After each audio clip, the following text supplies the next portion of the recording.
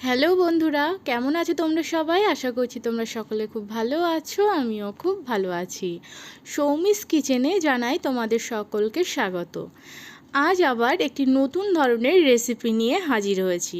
তবে চলো শুরু করা যাক আজকের রেসিপিটি হলো আমাদের পুকুর থেকে ধরে নিয়ে আসা জ্যান্ত রূপচাঁদা মাছের রেসিপি। বাবা গিয়েছিল পুকুরে মাছ ধরতে, আর সঙ্গে ছিল গোপিও। দেখো মাছটি এখনও নড়ছে, আর এই দিদি এসেছে মাছ কাটতে। বাটা মাছ ও চিংড়ি মাছও পেয়েছে সঙ্গে। দেখো বন্ধুরা, মাছটির ওজন প্রায় 4 থেকে 5 কেজির মতো ছিল।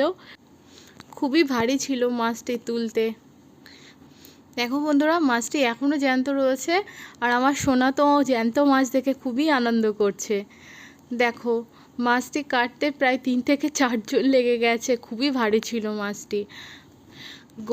গোপীর মা, দিদি, শাশুড়ি মা এবং শ্বশুর মশাইয়ের 4 জন মিলে মাছটি অনেক সময় ধরে কেটে কমপ্লিট করেছে। মাছটির ওজন 4 থেকে 5 কেজি হওয়ায় মাছটিতে অনেকটাই তেল হয়েছিল। তাছাড়াও প্রচুর ডিমও হয়েছিল মাছের ভেতর। বাড়ির ধরা পুকুরের জ্যান্ত মাছের স্বাদটাই যেন একটু অন্যরকম।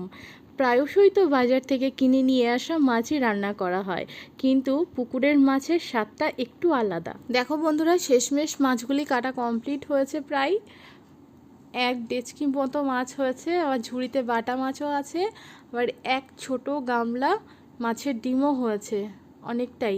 এরপর সমস্ত মাছগুলি ধুয়ে নেওয়ার পালা। বেশ অনেক সময় ধরে আমার শাশুড়ি মা এবং শ্বশুর মশাই, তাছাড়াও ওই দিদিটা মাছগুলিকে ভালোভাবে ধুয়ে পরিষ্কার করে নিয়েছে। আমি এখানে 4 পিস মাছ নিয়েছি, যেটিকে আগে থেকে খুব ভালোভাবে ধুয়ে পরিষ্কার করে নিয়েছি। তাছাড়াও নিয়ে নেব সাদা সর্ষে, কালো সর্ষে এবং পোস্ত। এখানে আমি 1.5 টেবিল চামচ পোস্ত, 1 টেবিল চামচ সাদা সর্ষে এবং 1.5 টেবিল চামচ কালো সর্ষে নিয়েছি। তাছাড়াও নিয়েছি একটি গন্ধরাজ লেবু, 4টি কাঁচা লঙ্কা এবং পরিমাণ মতো 12টি কাঁচা লঙ্কা, আর নিয়েছি টক দই। তারপর সর্ষে, পোস্ত এবং সাদা সর্ষে 3টিকে একসঙ্গে শিলে সামান্য জল দিয়ে খুব ভালোভাবে বেটে নেব এবং একটি পেস্ট তৈরি করে নেব, যেটি মিহি পেস্ট হবে। মশলাটি করার সময় মাঝে মাঝে অল্প অল্প করে জল দেব।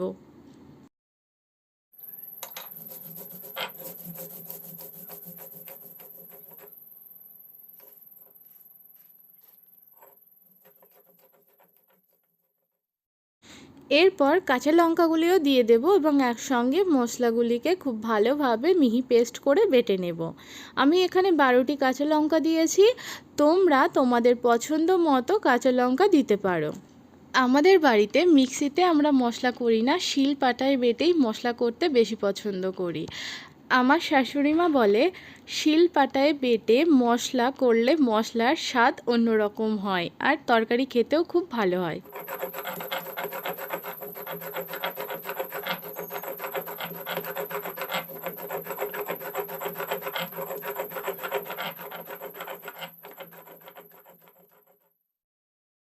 দেখো বন্ধুরা, মশলাটি হয়ে গেছে।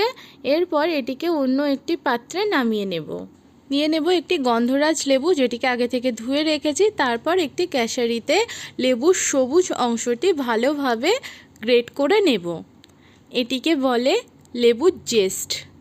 আজকে আমরা যেহেতু বানাবো মাছের পাতুরি, এবং তার ভেতরেই গন্ধরাজ লেবুর জেস্ট দিলে পাতুরিটি যখন কমপ্লিট হয়ে যাবে, কলা পাতা যখন খুলবো, তখন গন্ধরাজ লেবুর গন্ধ পাতুরির ভেতর থেকে বার হবে এবং স্বাদেও খুব ভালো হবে।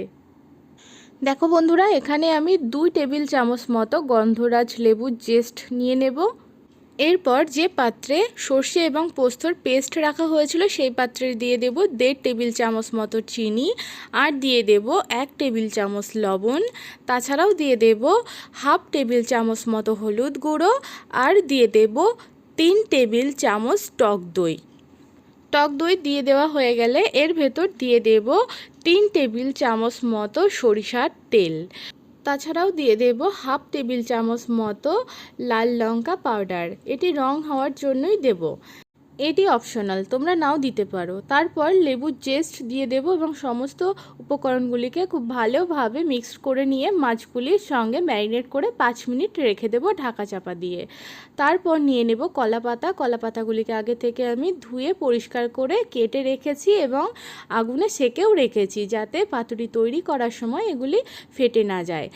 একটি প্লেটের উপর ছেঁকে নেওয়া কলা পাতাগুলি একটির উপর আরেকটি দেব, একটি লম্বাভাবে এবং একটি আড়াআড়িভাবে রেখে তার ভেতর দিয়ে দেব একেবারে মাঝ বরাবর একটি মাছের টুকরো এবং তার উপর দিয়ে 2 থেকে 3 টেবিল চামচ ব্যাটার দিয়ে দেব। আর দিয়ে দেব মাছের উপরে একটি চেরা কাঁচা লঙ্কা। তারপর হাতের সাহায্যে কলা পাতাগুলিকে আলতোভাবে এবং খুব সাবধানে ভাঁজ করে চৌকো আকারের শেপে মুড়ে নেব। ভালোভাবে কলা পাতাগুলি মুড়ে নেওয়া হয়ে গেলে একটি সুতোর সাহায্যে খুব ভালোভাবে বেঁধে নেব, যাতে ব্যাটারটি বাইরে বেরিয়ে না আসে রান্না করবার সময়। আমি এখানে লাল কালারের 555 সুতো ব্যবহার করেছি, একটু মোটা ধরনের। তোমরা চাইলে কাটিং সুতো কিংবা এই সুতো ব্যবহার করতে পারো। দেখো বন্ধুরা, এইভাবে আমি সবকটি পাতুরি বানিয়ে নেব কলা পাতায় মুড়ে এবং সুতো দিয়ে খুব ভালোভাবে বেঁধে নেব। তারপর গ্যাস অন করে কড়াই বসিয়ে দেব এবং কড়াইটি হালকা গরম হয়ে গেলে এর ভেতর দিয়ে দেব সামান্য তেল। তেলটি ভালোভাবে কড়াইতে ব্রাশ করে নেব এবং একটু গরম হতে দেব মাঝারি আঁচে। তারপর তেলটি একটু গরম হয়ে গেলে এর ভেতর দিয়ে দেব আগে থেকে বেঁধে রাখা পাতুরির মাছগুলিকে। একে একে করে সমস্ত মাছগুলি কড়াইতে দিয়ে দেব। তারপর এটিকে ঢাকা চাপা দিয়ে হতে দেব প্রায় 5 মিনিটের জন্য। সমগ্র রান্নাটি করার সময় গ্যাসের ফ্লেম একেবারে লোতেই রাখতে হবে। 5 মিনিট পর ফিরে আসছি। এরপর একটি খুন্তির সাহায্যে পাতুরিগুলিকে উল্টে দেব। এক পাশ হয়ে গেছে এবং আর এক পাশ হওয়ার জন্য আবারও রেখে দেব প্রায় 5 মিনিটের মতো ঢাকা চাপা দিয়ে। 5 মিনিট পর ঢাকাটি খুলে নেব এবং আবারও খুন্তির সাহায্যে মাছগুলিকে উল্টে দেব আর এক পাশ হওয়ার জন্য। এইভাবে একেবারে লো ফ্লেমে পাতুরিগুলিকে একটু উল্টে পাল্টে রেখে আবারও ঢাকা চাপা দিয়ে হতে দেব।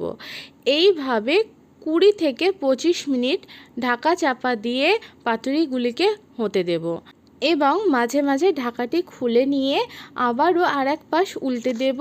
এইভাবে সমস্ত রান্নাটি 20 থেকে 25 মিনিটের মধ্যে হয়ে গেছে।